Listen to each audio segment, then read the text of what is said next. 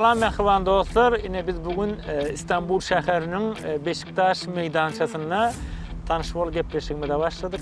Bugün bizim tanış bol gepleşigimizde futbol analitigi Merdan Karany myhmançylyga çağırdyk. Bugün size diýsem ütgeşik gepleşik bolar diýen umyd edýän sebäbi bugün futbol barada gidýär. Dünýäniň ünsüni çeken bir sport oýunlarynyň biri. Men üçin hasam gyzykly sebäbi men oglum Latifcan Beşiktaşa gidýär, Beşiktaşa turgunleşip geçýär. Şol ýeriniň analitik tälimçisi hem Merdan Karan bugün tanış bol gepleşigimize çağırdyk. Merdan, bizim tanış bol gepleşigimize hoş geldin. Hoş gördük. Bugün futbol barada diýsen ütgeşik soraglar taýinladyk. Elbetde muňa futbolçy dostlarym hem kömek etdi. Futbollu akademiýa näkili derejede möhüm? Akademiýa diňe bir futbollu däl. Okudam esasyn akademiýa ähli sportyň görnüşlerine gaty möhüm rol oýnaýan ýerleriň biri. Çünki çağalar ilkinji öz bilimini, sport bilimini akademiýalarda alýar. Yani bu çağany bir güýçlü matematik etjek bolsaňyz elkili bilen ony çağalar bagyna ýa-da mektepde sanlar matematikalar goşmak aýyrmak integrala çenli öwrüdilýär. Ondan soň çağı güýçlü matematik derejesine ýetip. Futbolda dedil şolar ýaly.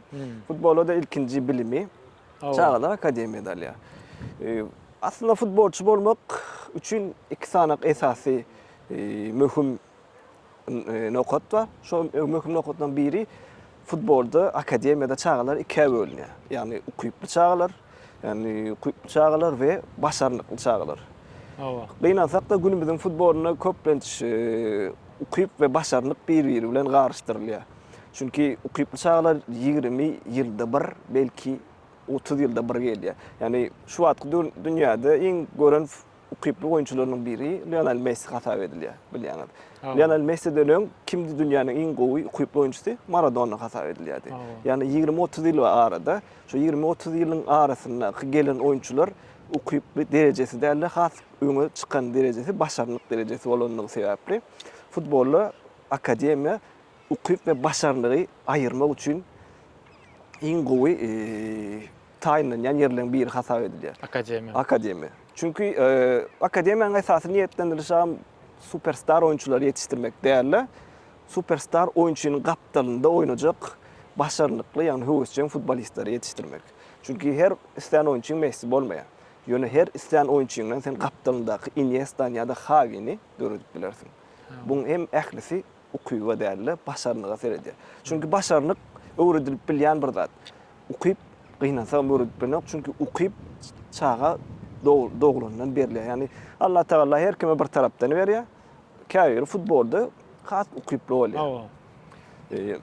Şoň üçin ýene öwredip berilek geçen şu akademiýanyň esasy niýetlendirişiniň biri hem ukuyup bilen başarlygy bir-birinden aýyrmak we başarlykly çağalary ýetişdirmek.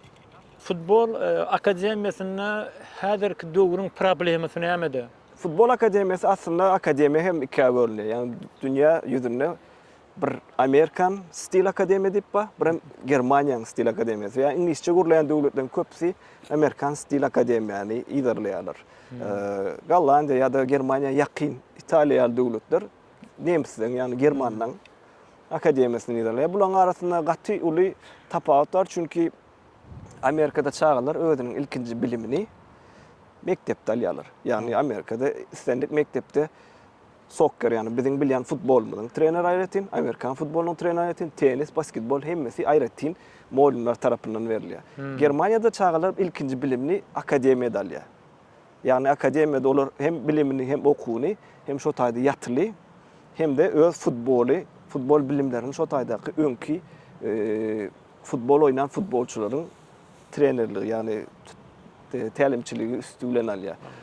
Men pikirimçe men bir näçe ýyl bäri bu işe edýänim üçin häzirki döwürde dünýäniň iň gowy akademiýalarynyň biri Ajax Amsterdam, Gollandiýa, birem Dortmund, Borussia Dortmund Germaniýada hasap edýär.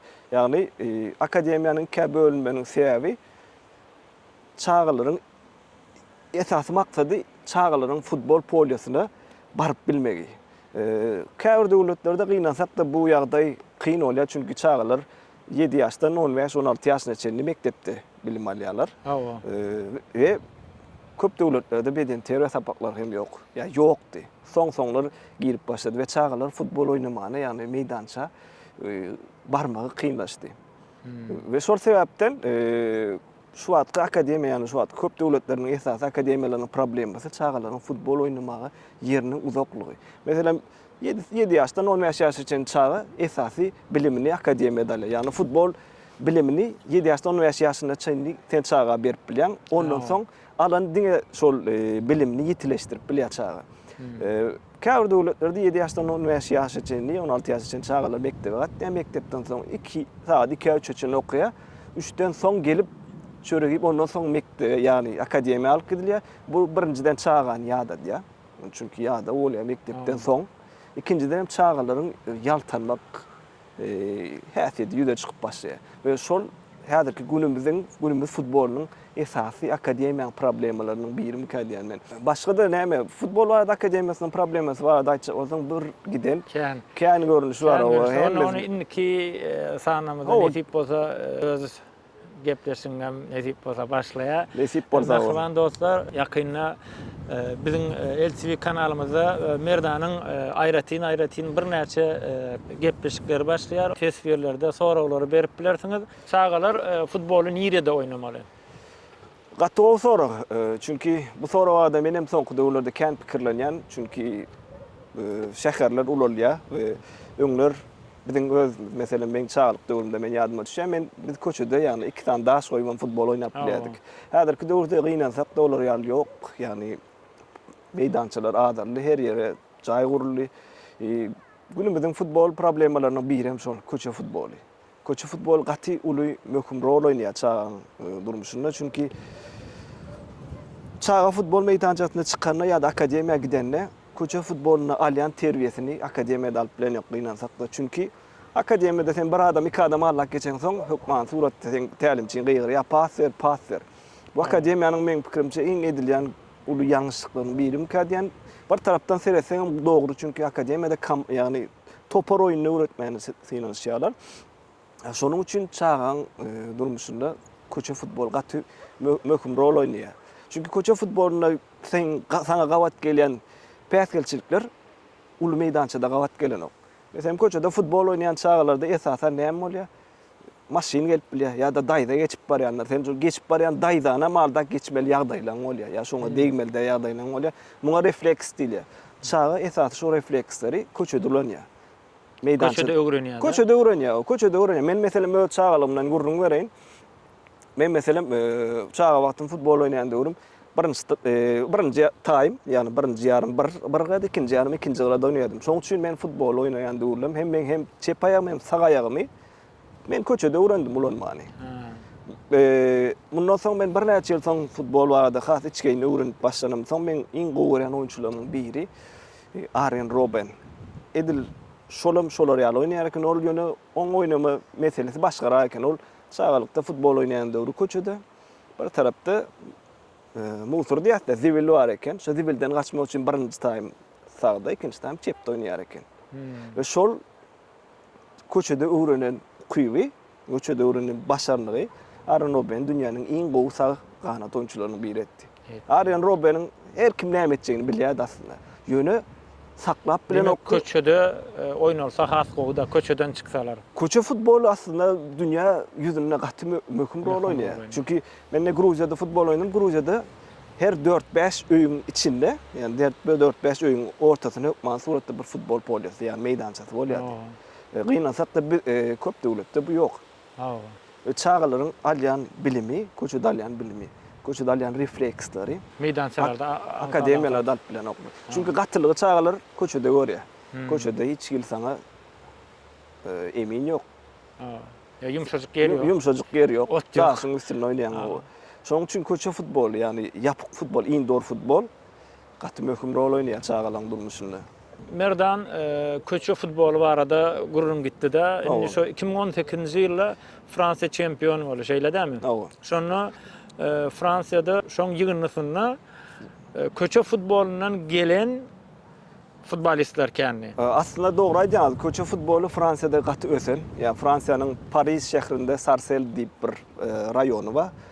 Köçe futbolu aslında şo taýda, ýani Fransiýanyň milli ýygyndysyna häzir oýnaýan oyunçularym 2018-de Matuidi, Pogba, Mendy ýaly oyunçular hemmesi köçe futboluna Clairefontaine akademiýasyna ýetişen oyunçular. Fransiýanyň aslında alsaňyz bir köp oyunçular aslında köçe futboluna ýetişen oyunçularyň biri. Yani Amerikada streetball yani basketbolla nälik New York, Rocker Park ahat gadanan bolsa Fransiyada Sarcelles, Clairefontaine akademiýasy gaty ulat gadanýar çünki o taýda diňe bir köçe futbol däl. Çağalar birinji bilen köçe futboluna öwrenýär. Ondan soň köçe futbolundan ulu futbola geçiş öwredýän ýürütet tälimçiler bar. Yani bu sistema gynansak da köp ýurtlarda ulanýar. Şoň üçin 2006-2018 arasy Fransiýadan gatyken güýçli oyunçular ýetişendir.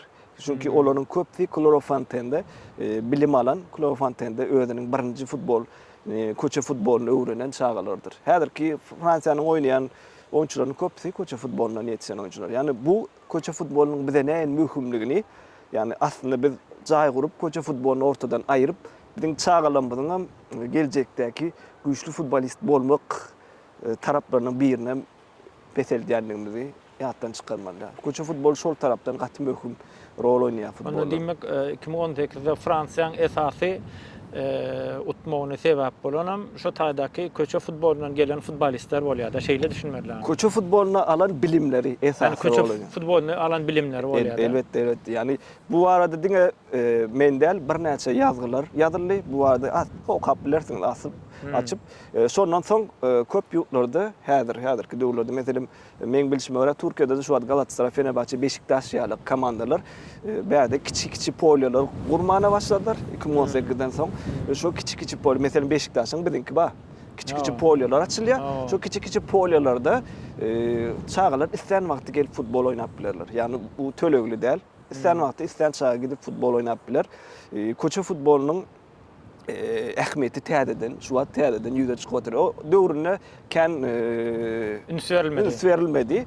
Bilinen okdy. Ýöne şol ortadan ýitip başlandan Fransiýa ýaly, Ýewropa ýaly megapolis ýerlerde olatlar ýitip başlandan soň Sarcelles bölgesi, yani Sarcelles rayony şo da ýene de ýüze çykardy. Yani bize täzeden gaýtalap görkezdi köçe futbolunyň näme möhümligini. Täzeden görkezdi. Merdan akademiyada türgünleşik metody näme derejede möhüm? Akademiyada türgünleşik metody çağanyň saýlawy bilen başlaýar. Yani çağany saýlawdan geçýär. Meselem bir çağan Dortmundda ýazdyrjak bolsan ilki bilen şo taýyň metodyna görä türgünleşik geçýär. Bir aýaly kurs alýar, ondan soň şo taýda näme diýilýär? Synaw geçýär. Synaw geçenden soň ýem Dortmundyň metodyna görä başlaýar.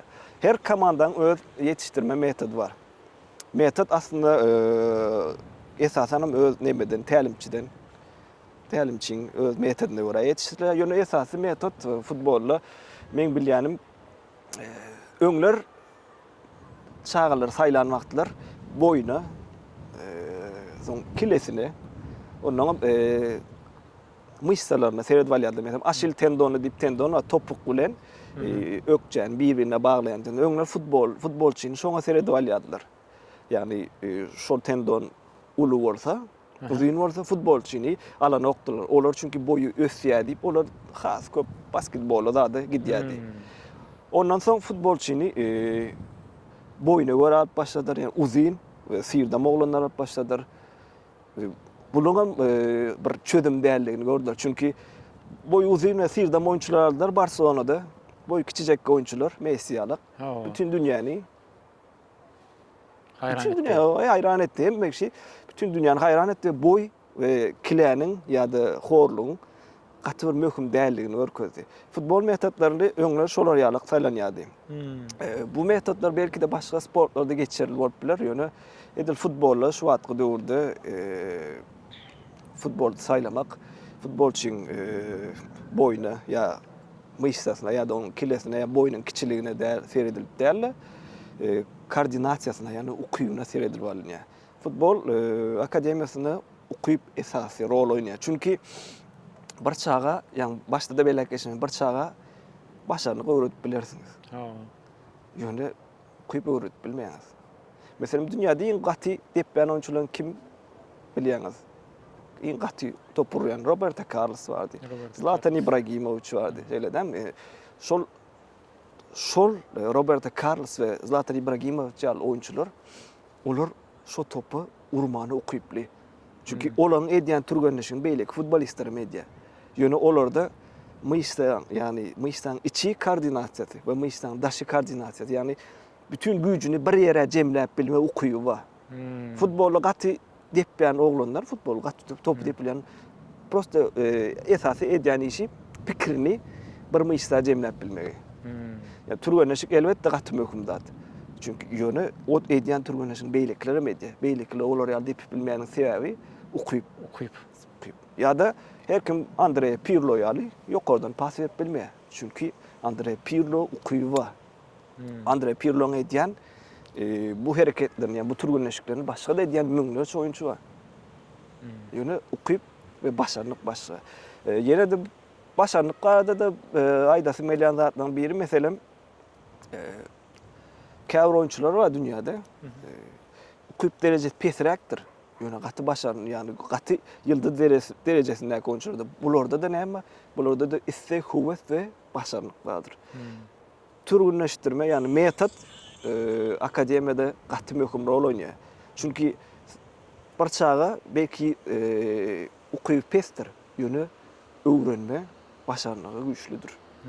Bilýärmi? Şoň üçin mesela Thomas Müller, Filippo Inzaghi ýaly oyunçulary şu atky döwürlerde de köp adam tanqid edýändir. Bular ýaly näde futbolçu bolup bilýär. Bular ýaly top saklap bilenok, ýani taktayak zat diýerler. Inzaghi mesela aýagyna top değse kän bir duran okdy. Ýöne Filippo Inzaghi futbol taryhynyň gören en güýçlü golçularynyň biri. Yani Filippo Inzaghi ýaly futbolla özüne at kazanan oyuncuların biri. Yani Filippo Inzaghi, hiç kim Filippo Inzaghi diyen yoktu. Pippo Inzaghi diýerler. Futbolla öz lakamyny kazanan, öz üstünlüğü bilen kazanan oyuncuların biri. Thomas Müller şu wagt köp adam goýgany nokdur ýöne. Thomas Müller ýaly başarlykly, öz nemesinde yerini oynap bilýän futbolçam gaty azdyr. Akademiyada çağalara taktika öwretmelimi ýa-da taktika bilim bermelimi? Akademiyada taktika bilimi elbetde berilýär. Ýöne belli bir ýaşdan soň berilýär. Ýani 15 ýaşa çenli çağalara taktika bilim berseňiz hem ütgeşik bir badal bilim berseňiz diňe çağany kösäniňiz galar. Ýani çünki çağa kiçi, çağalara taktika bilim bermezden öň topi tutmany, urmany, kellesmäni öwretmeli. Yani olaňam bir näçe bölümler bar. Aýagynyň içi daşy, burny. Futbolda bir näçe görnüş bar da top tutmanyň bir näçe görnüş bar, urmanyň bir näçe görnüş bar, ılgaw, hatda ılgaw şekiliniň bir näçe görnüş bar. Taktika bilim düýünden bermeli däl diýilende adam ýok. Çünki taktik bilim soňundan berilip bilýän zat. Yani başda berseňiz çağany alyjyk ýad edersiňiz. Çünki men özüniň birinji çağalar bilen işleşemde birinji sapar Antalya'da maňa Antalya Spor'un kiçilerini beripdiler. Kiçilerini beripdiler. Şonda şo taýda maňa diýipdiler Antalya Spor'un kiçilerine şu çağalara paslaşyp çykmany öwret. Siz yetişen çağalar Antalya Spor ýaly güýçlü toparlanan yetişen çağalarına taktik bilim bermek aslında aňsat. Gataňsat. Ya birinji sapar şeýle goýbereňizde edip bilmeýärler. Ýöne 2 we 3-nji saparlarda düşünýäň soň çağalar eýem alýar. Ýöne bu çağa eýem artyk juk bolýar. Artyk juk bolýar. Şoň üçin taktik bilim esasen akademiýadan soň ýani dubl, ýani bir komandaň U17, U18 zat diýip geçen ýani ýaşlar komandalaryna eýem şo taýlarda taktik bilim berilip başlaýar. Ýöne käwr oyunçular bar, käwr mesela men Dady görüpdim, Arda Turan. En soňky nemesini görüpdim. Arda Turan'yň bir ýazgysyny, Arda Turan men diýe Galatasaray'a gelýänçe 4-4-2 sistemasynyň nämeligini bilemokdum diýär. Bu da düýünden ýalňyş.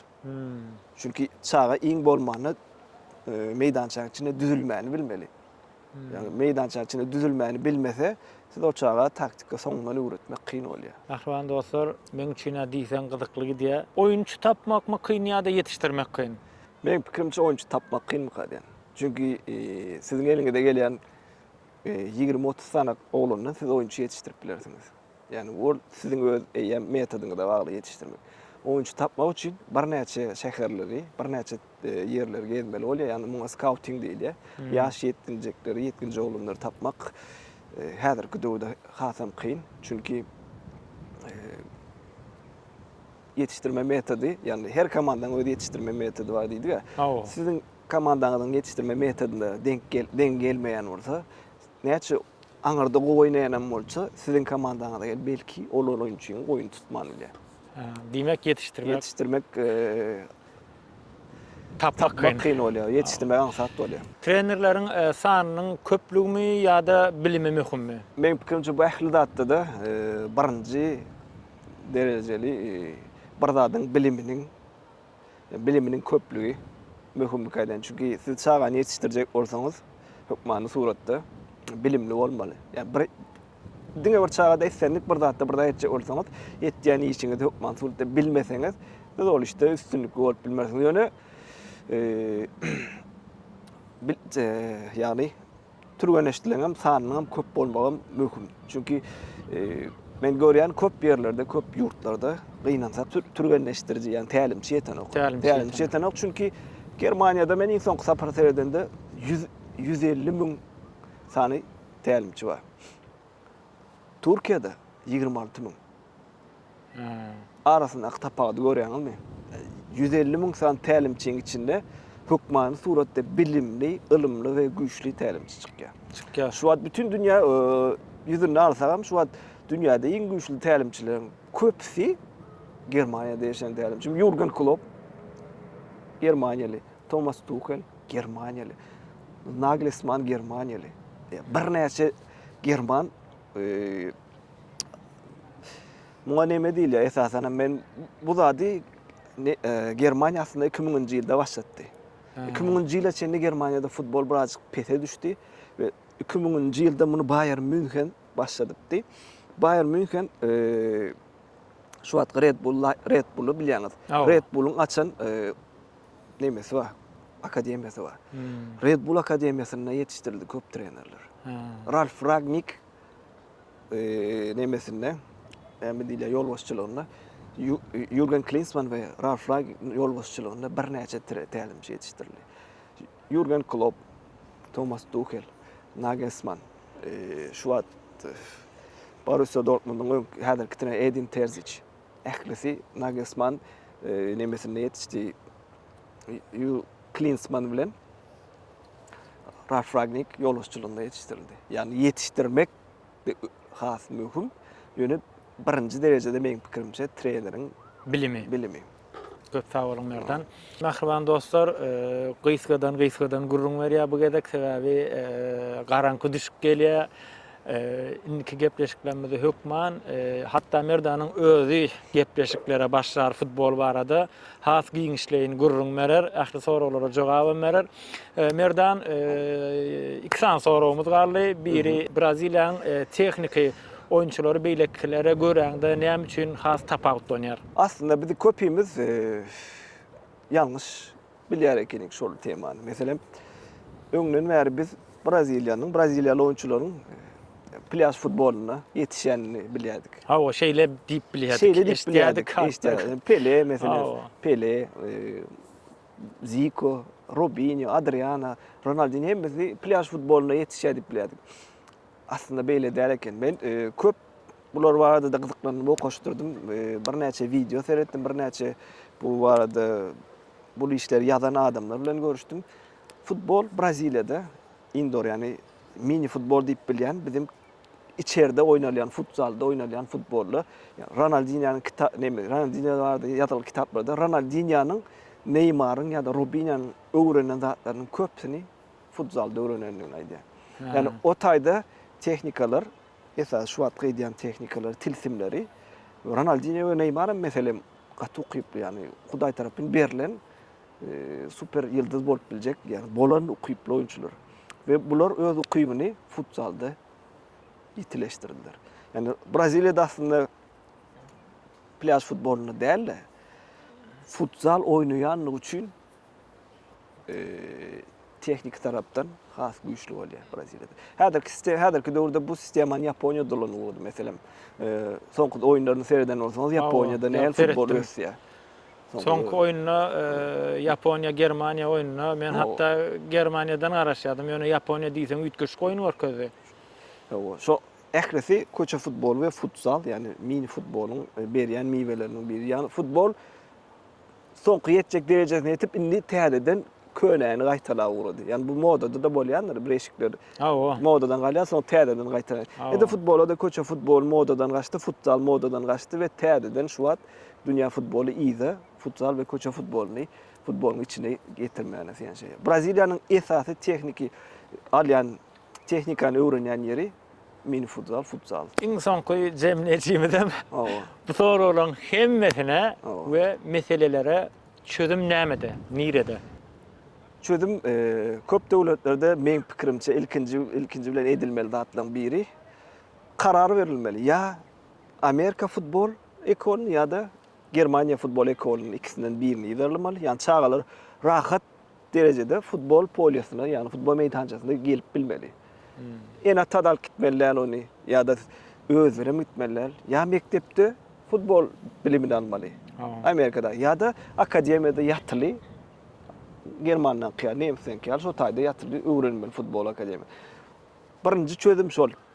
İkinci köçe futbol barada aýtsak, köçe futbol barada çözüm çağalara oynayacak stadionlar, yani oynayacak meydançalar döretmeli. Çünkü yine burada aýtman ýadyndan çykardım köçe futboluna 4-4, 5-5 oynalýar.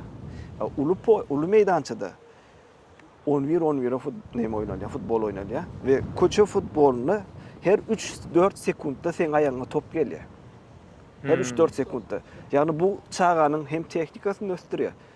Goragda oýnaýan çağalaryň gorunmak kuýuny östürýär. Hüjümde oýnaýan çağalaryň adam aldamak, yani topu aldap geçmek, yani öz karşıdaşını geçme, o kuýuny ütgetýär. Çünkü her 3-4 sekundda sana top gelýär. Sen topu al ver yaman kän edýän. Bu çağadaky hem pikirleniş tizligini hem poliýany görmeli, yani meydançany görmeli, hem pikirleniş tizligini östürýär. Şoň üçin köçe futbolu men pikirimçe iň esasy problemalaryň biri. Şoňa çözüm tapylsa dünýä futboluna entek kän oýunçular gelir. Köp sağ olun. Merdan ilki bilen bizim gepleşigimize gelip futbol barada umumy bir düşünje berdin, umumy bir soraglamaga jogap berdin. Oň üçin size köp sağ bolsun aýdýas. Ona näme mehriban dostlar, sizin hemmäňize köp sağ bolsun aýdýan, gepleşigimiz göwnüňize ýarar diýen umydym var. Göwnüňize ýaran bolsa elbetde bizim LTV YouTube kanalymyzda, Instagram YouTube kanalymyzda agzap bolmagy unutmaň. Elbetde like'laňyzy ýatdan çykarmaň. Futbol barada öz düşünjeleňizi tesbirlerde ýazyp bilersiňiz. Köp sağ olun.